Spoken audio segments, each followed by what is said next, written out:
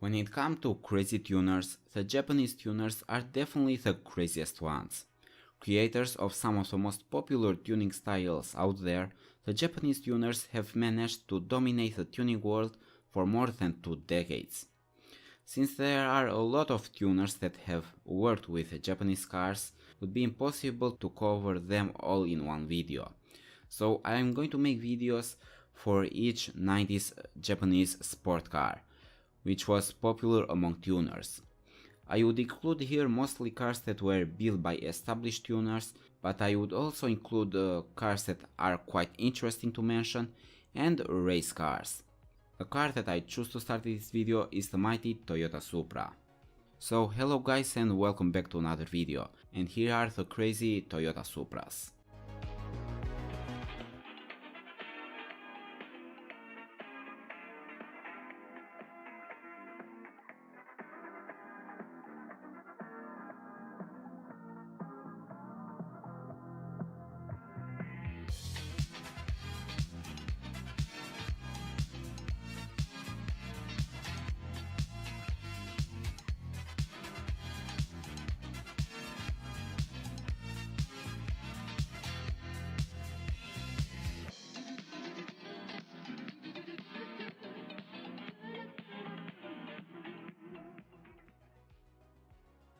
So like I said, I also want to talk about the racing Supras. And what Supra would be better to start this video than the legendary Tomas Supra. Part of the Japanese Grand Touring Championship, Tomas Supra is a racing icon and is considered as one of the greatest race cars of all time. The Japanese Grand Touring Championship, or JGTC, was founded back in 1993, when it replaced the JSPC, All Japan Sports Prototype Championship, which was part of Group C. The JGTC was created in order to reduce the cost of the Prototype Championship. The early years had a weird mix of cars, including here cars like the Porsche 1962, Nissan Silvia, Ferrari F40, Toyota Supra, Lamborghini Countach, and Lancia 037. The 1993 and 1994 championships were dominated by Nissan with their GTRs.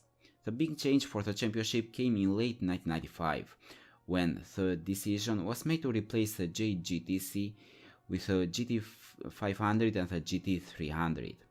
The reason for this change was the fact that the championship had started becoming too expensive for the team, so a number of different rules were applied to make the championship less expensive.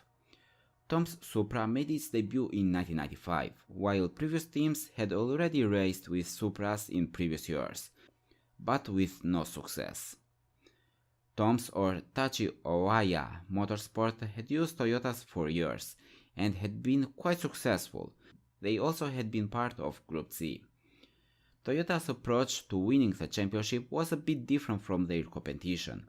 Differently from the others, they decided to abandon the mighty 2JZ GTE, which powered the Supra.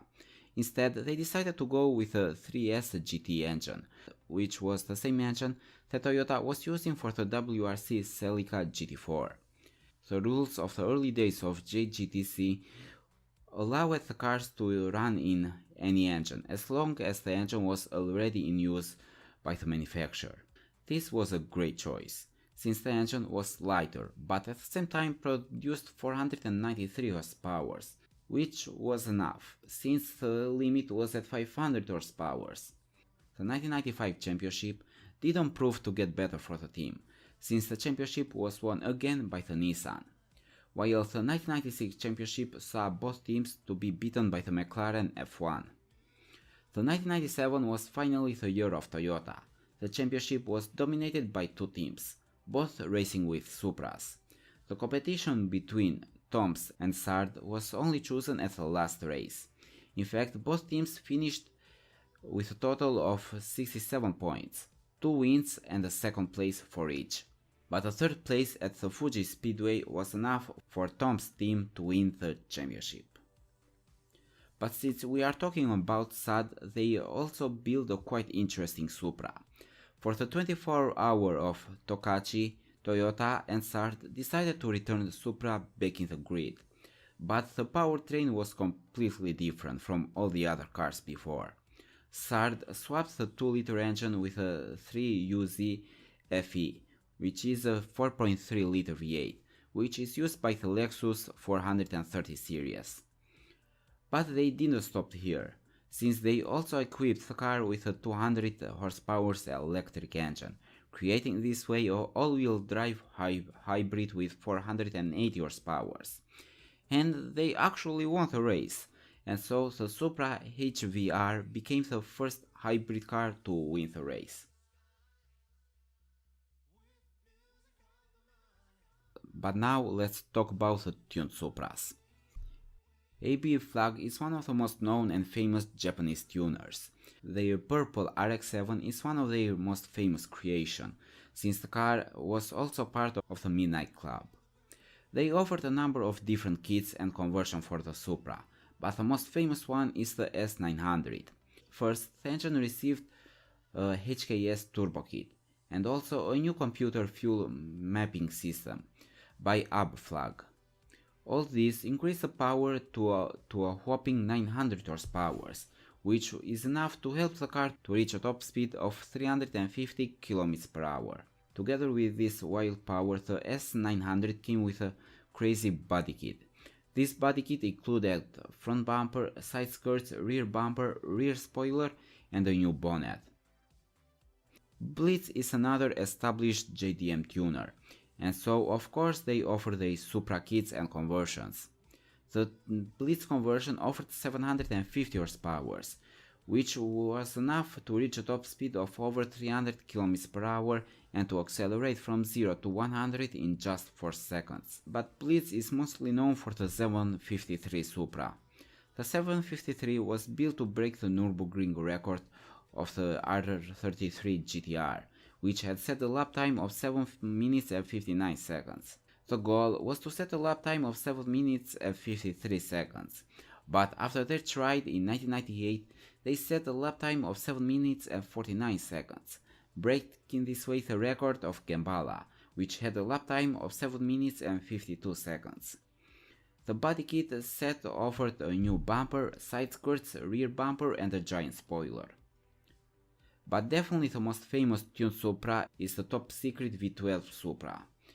This mad car is built by Kazuhiko Nagata, or Smokey, how most people know him. Smokey is a legend on the tuning scene, and there are stories among stories about Smokey Nagata, and a good number of these stories are about the mighty V12 Supra. In 1997, Toyota released the 1GZ FE V12 engine for the Century, and so Smokey got the idea to use the V12 engine for the Supra. The engine swaps are very common nowadays, but back then these conversions were mostly done by established tuners and not by private mechanics, so this was something very big for the time.